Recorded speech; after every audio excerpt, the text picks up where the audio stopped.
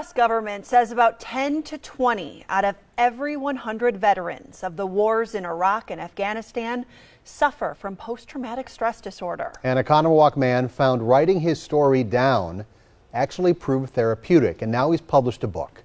Tom Durian's here with his story, new at 10. Tom. Hi, Steve, Katie, when Andy Schouten got into the National Guard in the 90s, he thought he'd be helping Wisconsinites here at home, never dreaming that he'd be on the front lines of the war in Afghanistan or the lasting effects that it would have.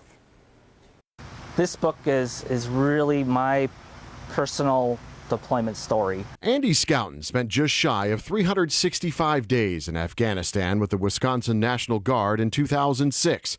Here he is at his deployment ceremony in Oak Creek. There's excitement, there's sorrow for leaving, there's joy to serve the country. But the dark memories from two incidents continued to haunt him years later.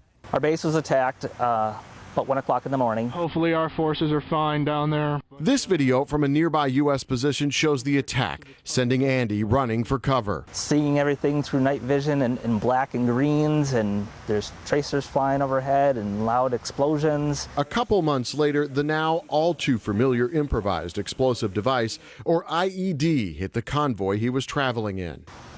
World was rocked. We met Andy at the Oconomowoc Veterans Memorial, where his name is etched and where he comes to reflect. When he got back in 2007, his life was busy with a new home and a baby on the way. He was able to keep his trauma at bay, but as time went on, the PTSD set in more, leaving Andy anxious and starting to retreat, so he started therapy. I started understanding what PTSD kind of was. And in 2016, he started seeing therapist Elizabeth Hunkins, and she suggested that he write his feelings down. They can go a little bit deeper than they want to versus when they're speaking to someone. His writings were good and therapeutic. I said, that is something that, have you ever thought about maybe putting it in writing a book?